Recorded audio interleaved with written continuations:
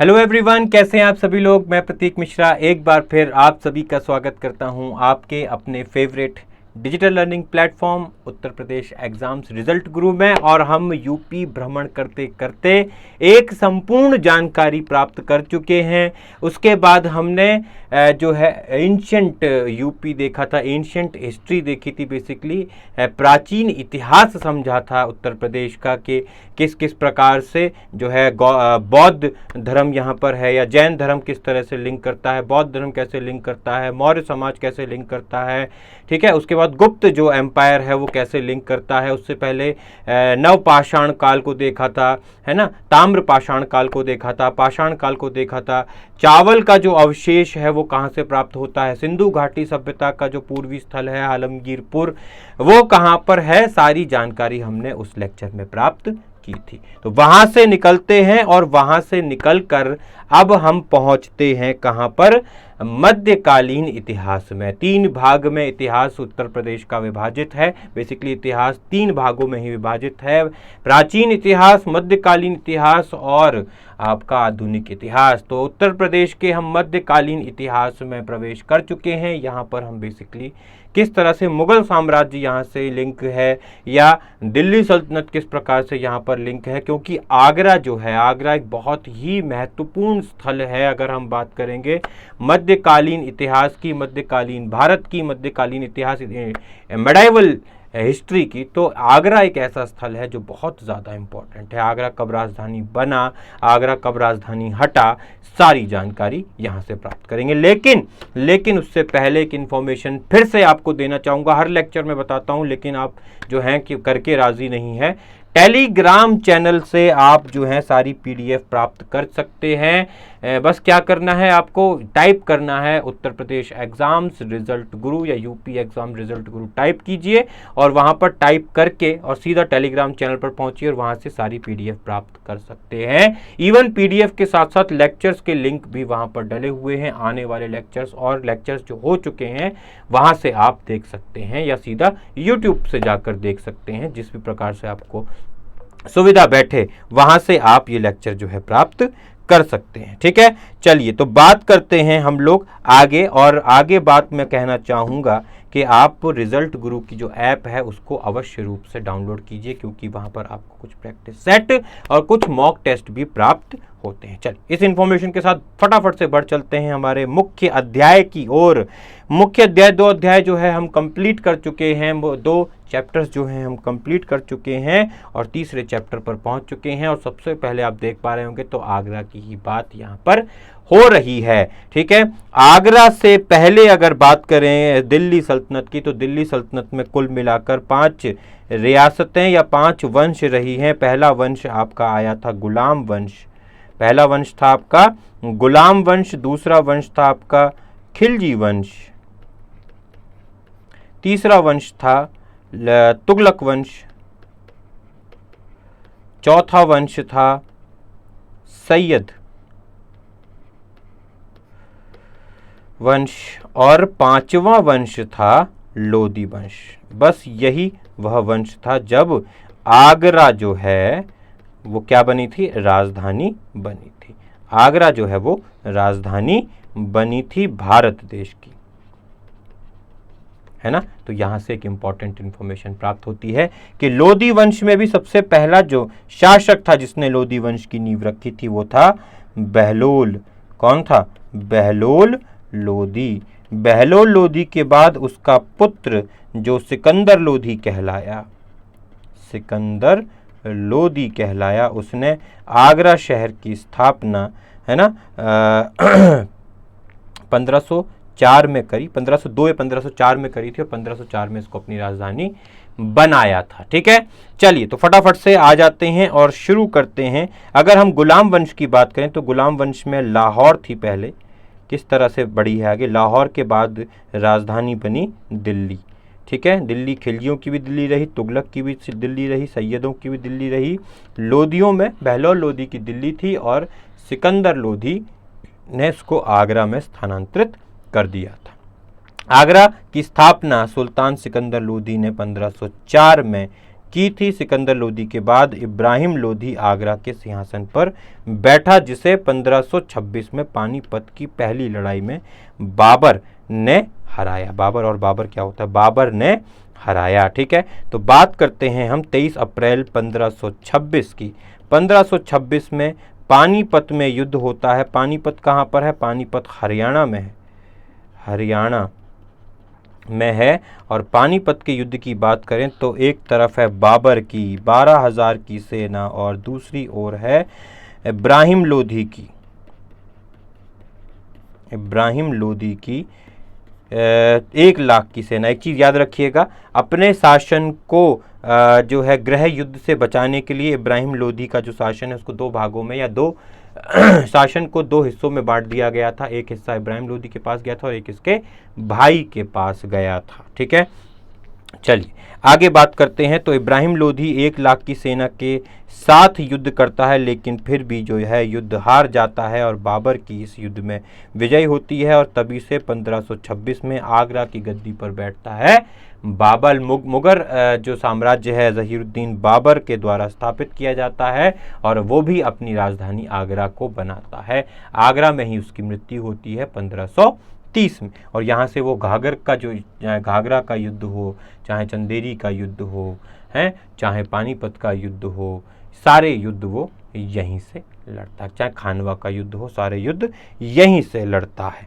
ठीक है, आगे बात करते हैं कि बाबर ने मुगल साम्राज्य की स्थापना की। मुगल काल में आगरा शिक्षा का प्रमुख केंद्र बना। ठीक है, और ये एक चीज़ और याद रखिएगा, मुगल काल में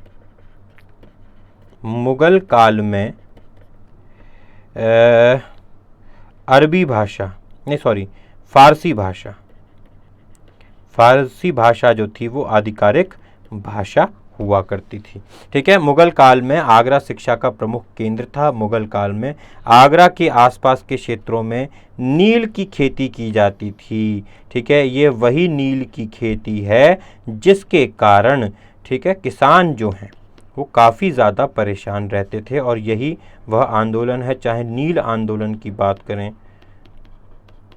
आगे आएंगे वैसे, चाहे नील आंदोलन की बात करें और चाहे चंपारण बिहार में है, याद रखिएगा, चंपारण आंदोलन की बात करें, ये सब नील की खेती के विद्रोह, क्योंकि नील का क्या होता है, जिस जगह पर उगाई जाती है उस जगह को बंजर कर देती है, सारा पानी वहाँ से निचोड़ लेती है और सारे खनिज पदार्थ भी उस मिट्टी से खाली कर देती है। ठीक है, तो ये जो है नील की खेती मुगलों के टाइम पर भी उगाई या करी जाती थी। मुगल इतिहासकारों ने उत्तर प्रदेश को हिंदुस्तान कहा है। याद रखिएगा, इम्पॉर्टेंट पॉइंट है कि मुगल इतिहासकारों ने उत्तर प्रदेश को क्या कहा है? उत्तर प्रदेश को हिंदुस्तान कहा है। क्या कहा है? मुगल इतिहासकारों ने उत्तर प्रदेश को हिंदुस्तान कहा है। और हिंदुस्तान की राजधानी आगरा हुआ करती थी। आगरा का किला अकबर ने बनवाया। याद रखिएगा, आगरा का जो किला है वो अकबर के द्वारा बनवाया गया था। और एक चीज़ और बता दूं, और अकबर ने कुछ समय के लिए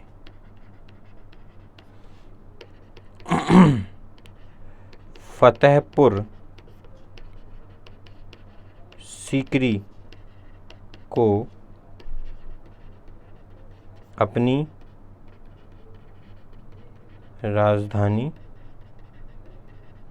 बनाया। कुछ समय के लिए क्या बनाया? अपनी राजधानी बनाया। किसको? फतेहपुर सीकरी को। बाद में आगरा में उसको फिर स्थानांतरित कर दिया था, आगरा में उसको चेंज कर दिया था। ठीक है, चलिए बढ़ते हैं अगले पॉइंट की ओर। नूरजहां कौन? नूरजहां जहांगीर की वाइफ, जहांगीर की पत्नी। ठीक है, जिसे बादशाह बेगम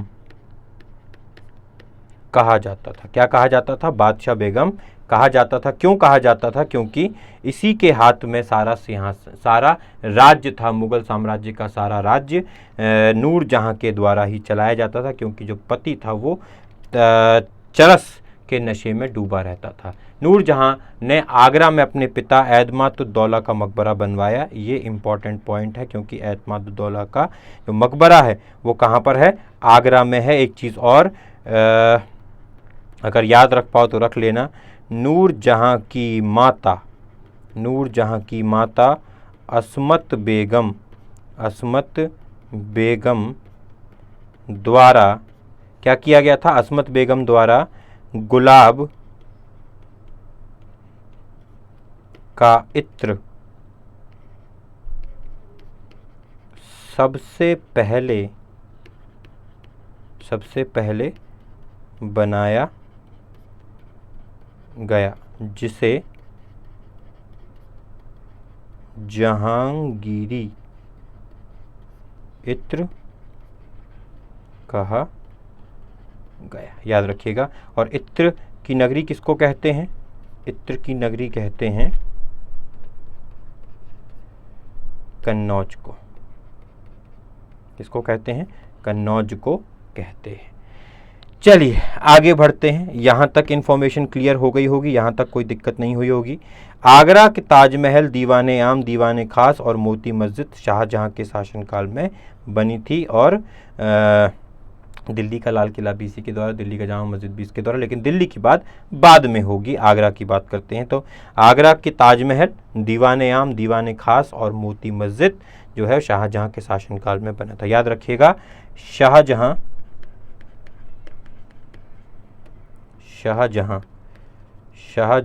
के समय को स्थापत्य का स्वर्ण काल कहा जाता है। और जहांगीर के काल को क्या कहा जाता है? जहांगीर के काल को चित्रकला का, लिख देता हूं, जहांगीर के काल को चित्रकला का स्वर्ण काल कहा जाता है। ठीक है, चलिए बात करते हैं। 12वीं शताब्दी के अंत तक कुतुबुद्दीन ऐबक ने कालपी जालौन जिला पर कब्जा कर लिया और इसे दिल्ली सल्तनत का हिस्सा बनाया। याद रखिएगा, जो जालौन ज़िला है, जो कालपी ज़िला है, उसको कुतुबुद्दीन ऐबक के द्वारा दिल्ली सल्तनत में मिलाया गया था। अकबर के नौरत्नों में बीरबल और टोडरमल दोनों कहाँ से थे? उत्तर प्रदेश से थे। बीरबल का असली नाम क्या था? महेश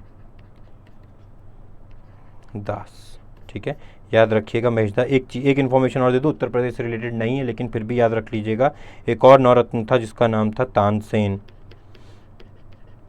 तानसेन की अगर बात करें तो इनका वास्तविक नाम था राम तनु पांडे। क्या था? राम तनु पांडे।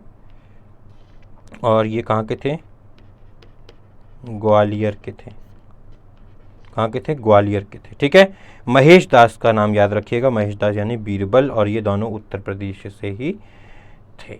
अच्छा, एक चीज़ और बता दूं आपको, जो अमीर खुसरो है, अमीर खुसरो का नाम आपने ज़रूर सुना होगा। तो अमीर खुसरो जो है उसका जो जन्म स्थल है वो भी उत्तर प्रदेश ही है। एटा ज़िले के थे। उत्तर प्रदेश में एटा ज़िला पड़ता है, वहाँ का था। और अमीर खुसरो ने जो है 9 राजाओं का शासन देखा था। आगे बात करते हैं। बीरबल कालपी के थे। कहाँ का था? कालपी का, यानी जालौन के थे। और जालौर है शायद, जालौन। कालपी के थे, जहाँ बीरबल के रंग महल और मुगल टकसाल के प्रमाण मिलते हैं। तो ठीक है, तो याद रखिएगा, बीरबल कहाँ का था? कालपी का था। जौनपुर की स्थापना फिरोज शाह तुगलक, बहुत इंपॉर्टेंट है, फिरोज शाह तुगलक जो तुगलक वंश का था। ठीक है, किसका? तीसरा शासक, तुगलक वंश का तीसरा शासक था, है ना? तुगलक वंश का तीसरा शासक था। और इसने फिरोज शाह तुगलक, जौनपुर बात कर लो, चाहे फिरोज़ाबाद बात कर लो, चाहे फिरोज़पुर बात कर लो, फिरोज़ाबाद भी जौनपुर के फिरोज शाह तुगलक के द्वारा ही बसाया गया है। याद रखिएगा, जौनपुर जो है ये अपने भाई, किसके लिए? जौना खां को समर्पित था जौनपुर। जौना खां यानी कि मोहम्मद बिन तुगलक। ठीक है। शर्की वंश के शासनकाल में जौनपुर को शिराज हिंद, ठीक है, शिराज क्या है, शिराज एक जगह है ईरान में, बहुत ही खूबसूरत जगह है और उससे तुलना की गई है, यानी कि भारत देश का सिराज हिंद के नाम से जाना जाता था शर्की वंश में। ठीक है। आगे बात करें ओरछा, वैसे ओरछा मध्य प्रदेश में है। ओरछा शासक वीर सिंह बुंदेला ने 1613 में झांसी का निर्माण करवाया था। तो झांसी का निर्माण कब हुआ था, 1613 में हुआ था और किसके द्वारा, वीर सिंह बुंदेला के द्वारा इस झांसी का जो निर्माण है वो करवाया गया था। ठीक है। आगे बढ़ते हैं गंगाधर राव। गंगाधर राव हम सब जानते हैं झांसी के जो आखिरी शासक थे। गंगाधर राव की पत्नी रानी लक्ष्मीबाई स्वतंत्र राज्य झांसी की शासक थीं। तो आखिरी जो पुरुष शासक थे वो गंगाधर राव थे। उनकी मृत्यु के बाद ही जो झांसी है उसको डॉक्ट्राइन ऑफ लैप्स यानी कि हड़प नीति, डलहौजी की जो हड़प नीति थी 1856 में लेके आया था, 53-56 में लेके आया था, उस नीति को लगा दिया गया था क्योंकि उस झांसी का कोई अगला शासक नहीं था। उनकी मृत्यु 1857 के स्वतंत्रता संग्राम में अंग्रेजों के खिलाफ लड़ती हुई थी। किसकी, झांसी की रानी की मृत्यु 1857 में स्वतंत्रता संग्राम में अंग्रेजों के खिलाफ लड़ते हुए हुई थी। झांसी में लक्ष्मीबाई का महल है, महादेव मंदिर है और मेहंदी बाग है। शेख सलीम चिश्ती के कारण अकबर फतेहपुर सीकरी को पवित्र भूमि मानता है। किसके कारण, शेख सलीम चिश्ती। और जो अकबर का बेटा है, अकबर का जो बेटा है जिसका नाम था जहांगीर। ठीक है। अकबर का जो बेटा है जहांगीर, उसको हम सलीम के नाम से भी जानते हैं, इसलिए सलीम भी तो जानते हैं। ठीक है। सलीम भी कहते हैं उसको, शेखो बाबा भी कहा जाता है। ठीक है। इसीलिए क्योंकि शेख सलीम चिश्ती को बहुत मानते थे और फतेहपुर सीकरी में आप सबसे पहले एंटर करोगे तो शेख सलीम चिश्ती की दरगाह ही वहाँ पर मिलेगी। 1573 से 1588 तक यह मुगल साम्राज्य की राजधानी रही थी। तो 73 से लेकर 1588 तक, यानी कि देखिए अकबर के शासनकाल में, अकबर का शासनकाल 1556 से और 1605 तक रहा है। तो इसके शासनकाल में, यानी कि अकबर के शासनकाल में जो फतेहपुर सीकरी है वो मुगलों की राजधानी रही थी। लेकिन पानी की कमी के कारण उसने फतेहपुर सीकरी से दोबारा से अपनी राजधानी स्थानांतरित करके आगरा में कर ली। याद रखिएगा आगरा जो शहर है, आगरा शहर कौन सी नदी के किनारे, तो यमुना नदी के किनारे पर है। यमुना नदी के किनारे पर। ताजमहल कौन सी नदी के किनारे है, यमुना नदी के किनारे है। शाहजहां ने मुगल राजधानी को आगरा से दिल्ली स्थानांतरित कर दिया था। याद रखिएगा शाहजहां, जिसका नाम वास्तविक नाम खुर्रम था, उसने दिल्ली में एक नया शहर स्थापित किया जिसका नाम क्या था, शाहजहानाबाद। क्या था, शाहजहानाबाद नाम का, जिसको हम अब चांदनी चौक के नाम से जानते हैं। शाहजहानाबाद की स्थापना की थी शाहजहां ने, दिल्ली आगरा से स्थानांतरित करके दिल्ली कैपिटल ले गया था। लखनऊ के अंतिम नवाब वाजिद अली शाह, याद रखिएगा लखनऊ के अंतिम नवाब वाजिद अली शाह 1856 में अंग्रेज़ों ने लखनऊ को हटा दिया था, जिन्हें लॉर्ड डलहौजी ने 1856 में अंग्रेज़ों ने लखनऊ से हटा दिया था। आखिरी जो नवाब रहे थे, याद रखिएगा नवाबियत जो है 1707, जब औरंगज़ेब मृत्यु हो गई तो उसके बाद लखनऊ और बंगाल और हैदराबाद ये जो है स्वतंत्र हो गए थे। ठीक है। चलिए, मुगल सम्राट अकबर ने सिकंदरा आगरा का एक उपनगर में अपना मकबरा बनवाया। तो जो सिकंदरा में है जो है अकबर का मकबरा मिलेगा। याद रखिएगा सिकंदरा की अगर हम बात करें तो यहाँ पर मरियम का मकबरा, जो कि अकबर की बीवी थी, जिसको हरखा भाई के नाम से जानते हैं, जो हिंदू थी। मरियम का मकबरा, अकबर का मकबरा, एतमादुद्दौला का मकबरा, और आगरा में बता रहा हूँ, और शाहजहां का मकबरा भी मिलेगा। ठीक है, चलिए तो आगरा जिसके बाद सम्राट जहांगीर ने 1613 में पूरा किया। ठीक है, तो आगरा में जो मकबरा था वो आगरा का मकबरा, अपना मकबरा अकबर ने खुद शुरुआत करी, लेकिन जहांगीर जो उसका पुत्र था उसने 1613 में उस मकबरे को पूरा किया था। अटाला मस्जिद की बात करें, जामा मस्जिद की बात करें या बाबरी मस्जिद की बात करें जो अब नहीं है, बाबरी मस्जिद की बात करें तो बाबरी मस्जिद, ये सब बाबरी मस्जिद, लाल दरवाज़ा, है ना, प्रसिद्ध स्मारक हैं।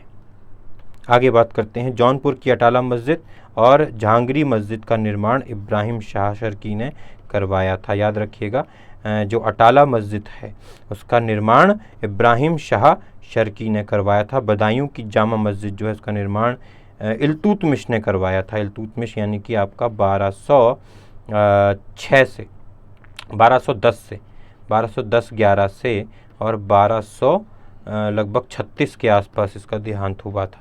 ठीक है, तो बदायूं की जो जामा मस्जिद है, बदायूं याद रखिएगा, बदायूं जो है वो वहाँ का गवर्नर हुआ करता था। कौन?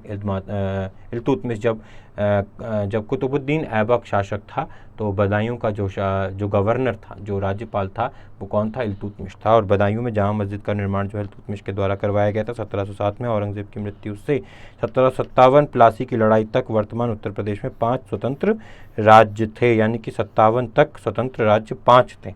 1765 में ब्रिटिश और मुगल शासक शाह आलम द्वितीय के बीच इलाहाबाद की संधि हुई थी। और ये याद रखिएगा, इलाहाबाद की संधि बहुत इंपॉर्टेंट, जिसमें क्या हुआ था? बंगाल का पूरा प्रशासन किसके हाथ में आ गया था? अंग्रेजों के हाथ में, अंग्रेजों के हाथ आ गया था। ठीक है, क्लियर है पॉइंट? चलिए आगे बढ़ते हैं। तो अब कुछ यहाँ पर 2 इंपॉर्टेंट करंट अफेयर हैं, उनको फटाफट से देख लेते हैं, उनको फटाफट से यहाँ पर जानकारी प्राप्त कर लेते हैं। तो उत्तर प्रदेश का चौथा टाइगर रिजर्व, याद रखिएगा, एक इंपॉर्टेंट इंफॉर्मेशन है। उत्तर प्रदेश का चौथा टाइगर रिजर्व, यानी कि इससे पहले उत्तर प्रदेश में 3 टाइगर रिजर्व हुआ करते थे। आप भी कहोगे वाह सर क्या इन्फॉर्मेशन दी है। तो 3 टाइगर रिजर्व जो हैं वो हुआ करते थे, और चौथा टाइगर रिजर्व की बात करते हैं तो अधिसूचित किया जाता है। याद रखिएगा, ये चौथा जो टाइगर रिजर्व है कौन से जिले में है? तो चित्रकूट में है, चित्रकूट में है। याद रखिएगा, चौथा टाइगर रिजर्व चित्रकूट में है। चौथा टाइगर रिजर्व उत्तर प्रदेश सरकार द्वारा अधिसूचित किया गया है। राज्य मंत्रिपरिषद ने चित्रकूट जिले के रानीपुर वन्य जीव अभ्यारण्य, याद रखिएगा, रानीपुर वाइल्ड लाइफ सेंचुरी को टाइगर रिजर्व में बदल दिया है। याद रखिएगा, ये चित्रकूट वही चित्रकूट है जो अपनी मध्य प्रदेश के साथ सीमा साझा करता है, और पन्ना नेशनल पार्क के साथ भी अपनी सीमा साझा करता है। रानीपुर वन्यजीव अभ्यारण्य में वन्य जीव संरक्षण अधिनियम 1972 के तहत, याद रखिएगा किस अधिनियम के तहत? 1972 के वन्य जीव संरक्षण अधिनियम के तहत उत्तर प्रदेश के चौथे बाघ अभ्यारण्य की अधिसूचना को मंजूरी दे दी है। हालांकि यह वन्य जीव अभ्यारण्य अपने आप में बाघों की मेज़बानी नहीं करता है। यहाँ पर कोई भी बाघ देखने को नहीं मिलता है। जितने बाघ हैं वो सब पन्ना रिजर्व से, पन्ना जो रिजर्व है, पन्ना जो टाइगर रिजर्व है मध्य प्रदेश का, वहाँ से बाघ इस अभ्यारण्य में आ जाते हैं। 3 बाघ ऐसे देखे गए थे। बाघों की मेज़बानी नहीं करता, लेकिन अक्सर मध्य प्रदेश में पड़ोसी पन्ना टाइगर रिजर्व के बाघ द्वारा इसे अक्सर देखा जा सकता है। पन्ना टाइगर रिजर्व और रानीपुर वन्य जीव अभ्यारण्य एक दूसरे के करीब स्थित हैं और बाद में बाघों की आवाजाही के लिए एक महत्वपूर्ण गलियारा है। राष्ट्रीय बाघ संरक्षण प्राधिकरण द्वारा 2018 के एक सर्वेक्षण में पता चला है कि रानीपुर में 3 बाघ हैं। रानीपुर वन्य जीव अभ्यारण्य में 3 बाघ हैं, इसलिए इसको टाइगर रिजर्व घोषित कर दिया गया है। एक इंपॉर्टेंट इंफॉर्मेशन है जो पूछी जा सकती है। 5 राज्यों की जनजातियों को एसटी श्रेणी में शामिल करना। एसटी मतलब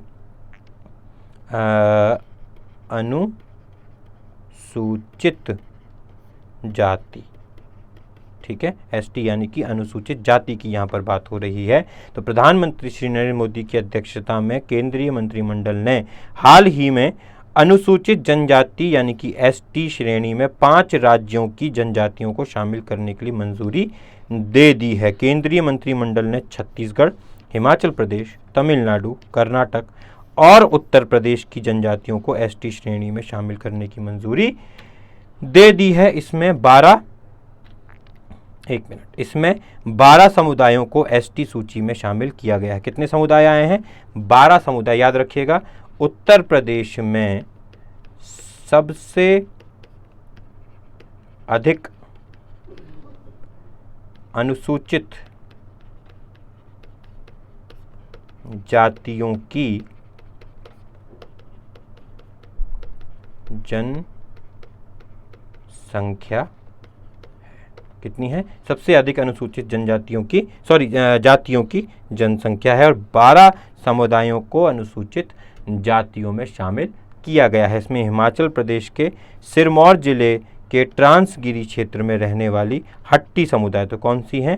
पहली हो गई आपकी हट्टी समुदाय भी शामिल है। यह समुदाय हाट नामक छोटे शहर के बाजारों में घरेलू फसलों, सब्जियों, मांस, ऊन को बेचने में अपनी पारंपरिक व्यवसाय के आधार पर रखा गया है। हाट लगता है ना, जैसे आपने कभी सुना होगा, दिल्ली के आसपास रहते हैं, दिल्ली में रहते हैं तो दिल्ली हाट का नाम आपने सुना होगा। तो ये हाट जो शब्द है, यही हाट शब्द हाटी शब्द बनाता है, ठीक है। और इस जनजाति को, इस जाति को बेसिकली एसटी एससी में शामिल किया गया है, जो इन छोटे छोटे बाज़ारों में फसलों, सब्जियों, मांस, ऊन को बेचने का जो पारंपरिक काम है वो करता है, ठीक है। तो ये जो थे 2 इम्पॉर्टेंट आपके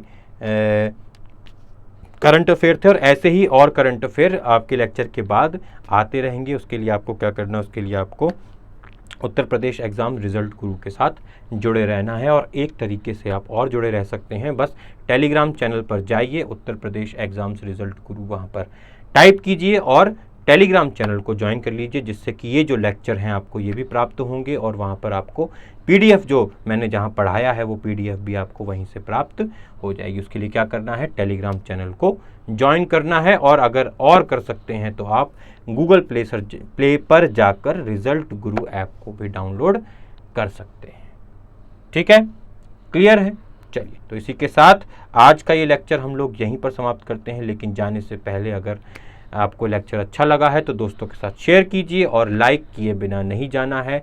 क्या और नई चीज़ें हम जोड़ सकते हैं तो उसको कमेंट के माध्यम से आप बता सकते हैं। पहली बार आए हैं तो चैनल को सब्सक्राइब किए बिना नहीं जाना है, ठीक है। इसी के साथ मुझे यानी प्रतीक मिश्रा को दीजिए इजाज़त। मिलेंगे अगले अध्याय में यानी कि नेक्स्ट लेक्चर में। तब तक के लिए अपना ध्यान रखिए, सुरक्षित रहिए।